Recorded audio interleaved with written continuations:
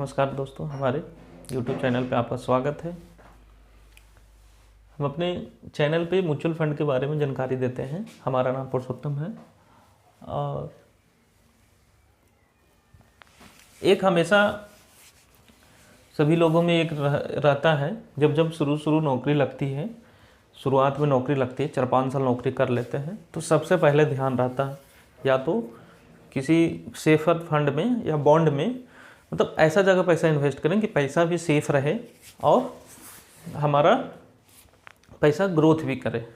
तो सबसे पहले हमारे जानने वाले, हमारे परिवार पड़ोसी सब यही सजेस्ट करते हैं कि ज़मीन ले लो। और ज़मीन के हमारे एजेंट लोग भी रहते हैं, कुछ फैमिली में भी रहते हैं, कुछ बाहर से भी रहते हैं।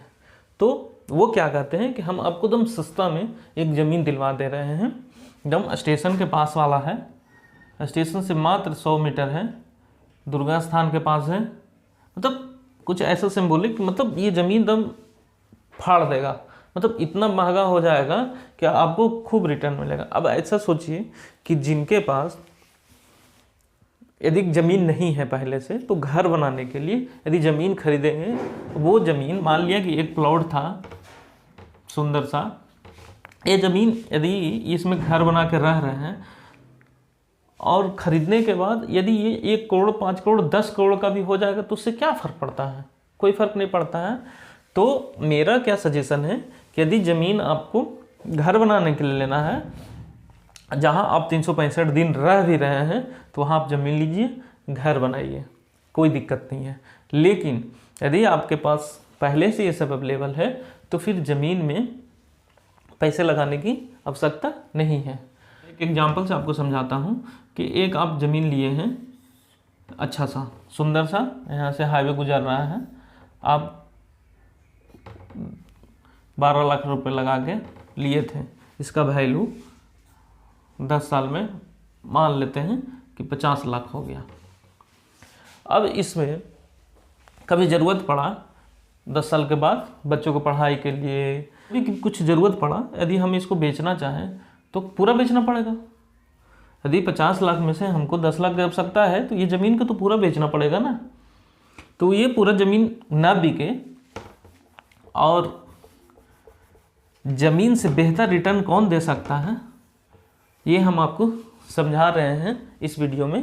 कि एक क्वेश्चन रहता है कि ज़मीन लूँ, प्लॉट लूँ या म्यूचुअल फंड कर दूँ। सबसे पहला हमारा एक ही सवाल है, क्या करूँ? तो हम आपको एक एग्जांपल देते हैं कि किसी भाई साहब ने यदि 2009 में, आज से 15 साल पहले, यदि किसी ने यदि इस फंड, इन सारे फंडों में यदि उन्होंने एक वैल्यू का यदि ज़मीन ना खरीद के यहाँ डाल दिया होता तो क्या होता, वो हम लाइव एग्जांपल है। 5 मार्च तक, कल तक का डेट है। तो हम पहले समझेंगे कि देखिए ये 15 साल के लिए है, मतलब यदि 10 साल से ऊपर का समय है तो हम लोग प्रेफर करते हैं स्मॉल कैप, मिड कैप में हम पैसे डालें, जिससे क्या होता है हमारा पैसा ऐसे से ग्रोथ करेगा। तो स्मॉल कैप में मैंने 2-3 फंड दिखाया है कि DSP स्मॉल कैप में यदि किसी ने 12 लाख रुपया यदि एक बार जमा किया होगा ज़मीन प्लॉट ना लेकर, तो उसका वैल्यू आज 4 करोड़ 65 लाख है। अब बताइए कि ये 27% का, ठीक है 27% नहीं, 20% का रिटर्न है। तो बताइए ये ज़मीन का रेट जो बोलते हैं कि बहुत बढ़ गया। अच्छा, एक बात और हमारे मन में रहता है कि 12 लाख रुपए में यदि आज के समय में आप ज़मीन खरीद रहे हैं तो कहाँ ज़मीन मिलेगा? पूरा किनारे, शहर के किनारे, 10 किलोमीटर दूर, 5 किलोमीटर दूर, और वो भी दूर होने के बाद भी मेन रोड से बहुत अंदर। यदि हम वही 12 लाख रुपया इन सारे फंडों में यदि जमा करें तो देखिए DSP का 12 लाख का वैल्यू 4 करोड़ 65 लाख, 27% का रिटर्न दिया है पिछले 15 सालों में। और फ्रैंकलिन ने 12 लाख यदि किसी ने जमा किया था, 3.5 करोड़ रुपया, 25% का रिटर्न दिया है। HDFC में 12 लाख रुपया यदि HDFC स्मॉल कैप में किसी ने 12 लाख रुपये जमा किया था तो 2 करोड़ 73 लाख रुपये, 23% का रिटर्न दिया है। तो छप्पर फाड़ गया। ये सारे रिटर्न है ना जो एक्सपेंस रेशियो काटने के बाद है।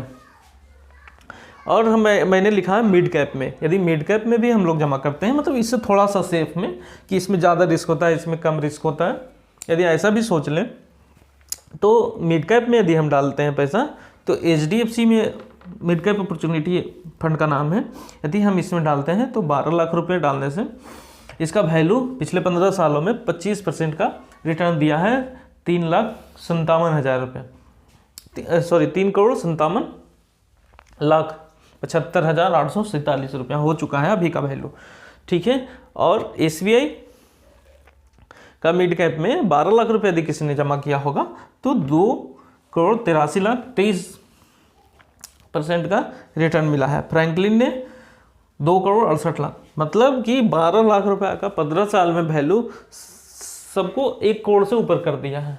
तो यदि 12 लाख रुपए यदि आपके पास है तो ज़मीन प्लॉट यदि आपके पास नेसेसिटी नहीं है, ज़मीन पे ज़मीन ले रहे हैं, तो उससे अच्छा है कि हम म्यूचुअल फंड में भी इन्वेस्ट कर सकते हैं। तो ये कन्फ्यूजन है कि ज़मीन ले लूँ या प्लॉट ले लूँ, लेकिन एक मैं अगले वीडियो में बताऊंगा कि ज़मीन प्लॉट में भी क्या क्या रिस्क हैं, ठीक है।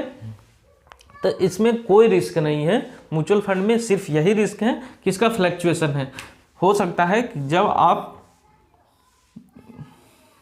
यहाँ पे ज़मीन खरीदे 2009 में, ठीक है, जब आप पैसा निकाल रहे हैं तो यहाँ 2024 है, तो इस समय का जो फ्लक्चुएशन है ये मार्केट डाउन है। तो मार्केट डाउन के टाइम में कुछ दिन और रुक जाएंगे, ये जैसे ही बढ़ेगा तो ये कहाँ पहुँच गया देखिए, ठीक है।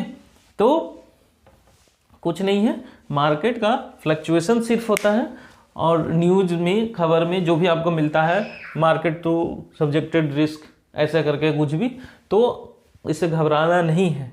म्यूचुअल फंड में इस तरीके से भी लमसम में हम लोग पैसा डाल सकते हैं, या फिर SIP भी कर सकते हैं। SIP के लिए मंथली जमा कीजिए। जैसे कोई ज़मीन बोल रहा है, एक तरह से आप सब सोचिए कि हम म्यूचुअल फंड में ज़मीन बुक कर रहे हैं, 12 लाख का है, इसको EMI बना दीजिए 12 लाख का, और पर मंथ SIP के थ्रू जमा करते रहिए, और आपका ज़मीन बुक भी हो गया। समझिए कि हम यही ज़मीन खरीद रहे हैं, मतलब फिजिकल ना होके हमारा मार्केट में पैसा लगा हुआ है। तो ज़मीन लूँ या प्लॉट लूँ या म्यूचुअल फंड करूँ, ये हमने आपको क्लियर कर दिया, और हमने ये पूरा रिटर्न दिखाया हूँ कि ये क्या क्या रिटर्न है, ज़मीन लेना अच्छा है कि प्लॉट लेना। यदि आपको कोई एजेंट या ज़मीन वाले बोलते हैं कि ज़मीन ले लीजिए आपको इतना बढ़ जाएगा, तो कौन ज़मीन का बढ़ जाएगा रेट, कौन सा ज़मीन का रेट बढ़ जाएगा? स्टेशन के पास वाला, कॉलेज के पास वाला, या फिर मेन रोड के पास वाला?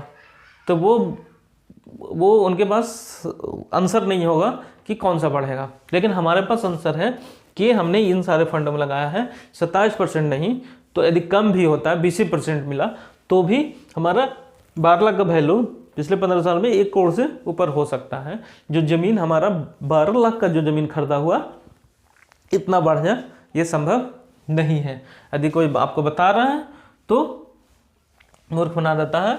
और यदि आपको और भी इसके अलावा ज़मीन से रिलेटेड यदि आपको कोई और जानकारी चाहिए या फिर कोई डाउट है तो हमसे पूछिए।